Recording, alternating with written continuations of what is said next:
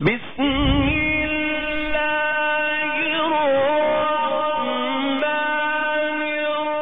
الرحیم علی رسول الکریم اما بعد فاعوذ باللہ من الشیطان الرجیم بسم اللہ الرحمن الرحیم ذی قدر علماء کرام معزز برادران اسلام، آپ تمام احباب کا بہت شکریہ کہ آپ گرمی کی شدت اور اس حدت کے اندر اپنے کریم آقا رحمت عالم صلی اللہ علیہ وسلم کی ذات اقدس کے ساتھ اپنی محبتوں کا اور اپنی عقیدتوں کا اظہار کرنے کے لیے تشریف لائے۔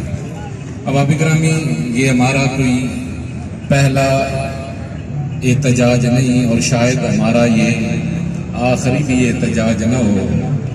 مجھے یاد پڑ رہا ہے کہ پچھلی 2 تہائیوں سے شاید ہمارا کوئی 1 سال بھی ایسا گزرا ہو کہ جس کے اندر کہیں نہ کہیں توہین رسالت کا کوئی واقعہ نہ ہوا ہو اور ہم سراپا احتجاج نہ ہو۔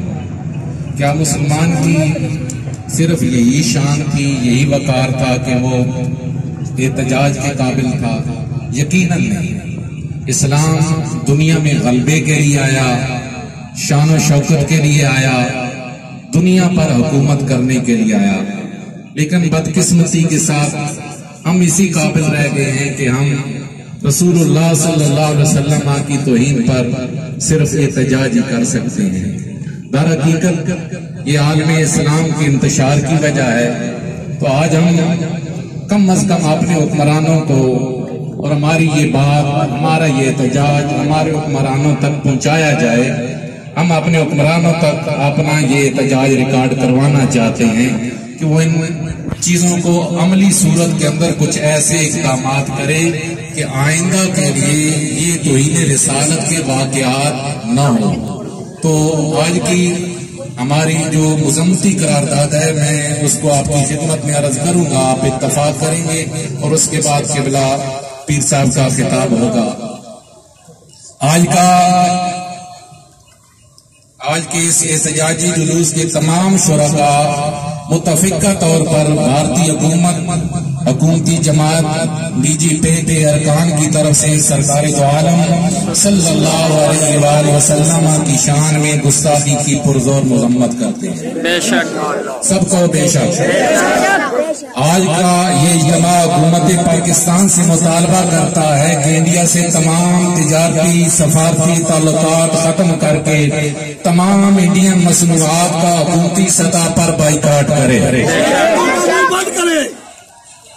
یہ بات یقیناً جہاں ہم حکومت سے مطالبہ کر رہے ہیں، وہاں مطالبہ میرے اپنے سے بھی ہے، وہاں یہ مطالبہ آپ سے بھی ہے۔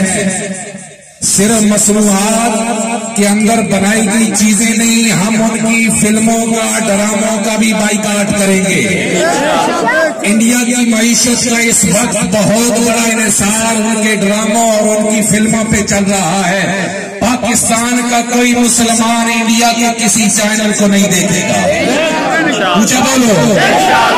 اور ہم حکومت سے بھی مطالبہ کرتے ہیں کہ وہ غیرت ایمانی کا مظاہرہ کرتے ہوئے انڈیا سے ہر طرح کے سفارتی تجارتی تعلقات کا بائیکاٹ کرے۔ آج کا یہ اجتماع حکومت پاکستان سے مطالبہ کرتا ہے کہ انڈیا کے ساتھ کوئی نیا تجارتی معاہدہ نہ کیا جائے اور پہلے سے موجود تمام تر تجارتی معاہدوں کو منسوخ کیا جائے۔ ہم حکومت پاکستان سے مطالبہ کرتے ہیں کہ اسلامی ممالک کے ساتھ مل کر ایسے اقدامات کرے کہ ان گستاخان رسول کو عالمی عدالت سے سزا دلوائی جائے۔ یہی ایک راستہ ہے، ویسے تو یہ راستہ بھی نہیں ہے۔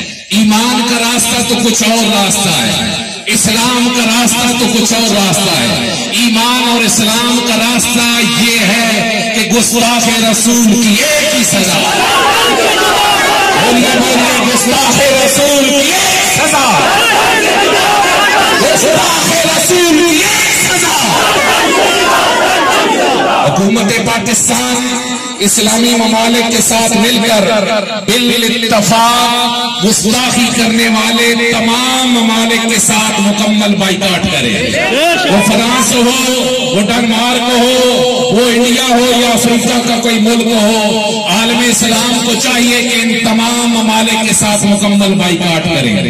ہم حکومت پاکستان سے مطالبہ کرتے ہیں کہ ملک پاکستان میں موجود یہ آخری جز، عام ترین جز، یہ ہم سب کے دل کی آواز، ہم سب کے دل کی صدا ہے. ہم باہر کے شکوہ تو بعد میں کریں، ہمارا شکوہ تو اپنوں سے بھی ہے. یہاں کسی گستاخ رسول کو یہاں نیچے سے سزا دی جاتی ہے، سپریم کورٹ اسے رہا کرتی ہے، حکومت اس کو بھگا دیتی ہے، پھر باہر والوں کے ساتھ تو احتجاج کا کوئی معنی ہی نہیں بنتا.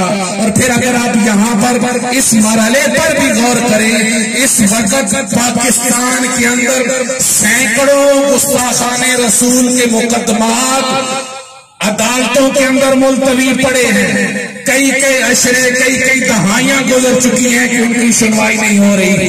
ہم حکومت پاکستان سے مطالبہ کرتے ہیں کہ ملک پاکستان میں موجود گستاخان رسول کے ملتوی مقدمات کو پایہ تکمیل تک پہنچایا جائے اور گستاخان رسول کو قرار واقعی سزا دی جائے. ہم سب اتفاق کرتے ہیں. آخری بات، اقوام متحدہ میں جو عمران خان کی محنت اور کوششوں کے ذریعے سے اسلاموفوبیا کے خلاف جو قرارداد پاس کی گئی، اس کو عملی شکل دیتے ہوئے بھارت کے خلاف اقوام متحدہ عملی اقدامات کرتے ہوئے اس پر مختلف طرز کی پابندیاں لگائے. آپ سب اتفاق کرتے ہیں، آپ اپنی محبت کا ثبوت دیجئے، اپنے پیار کا، اپنے ولولے کا اور اپنے کریم آقا رحمت عالم صلی اللہ علیہ وآلہ وسلم کے ساتھ محبت اور وفا کا جوش کے ساتھ ایک نعرہ بلند کیجئے. میں خطاب کے لیے دعوت دوں گا، نعرہ تکبیر، اور پیار کے ساتھ اپنے مالک کا نام بلند کیجئے، نعرہ تکبیر.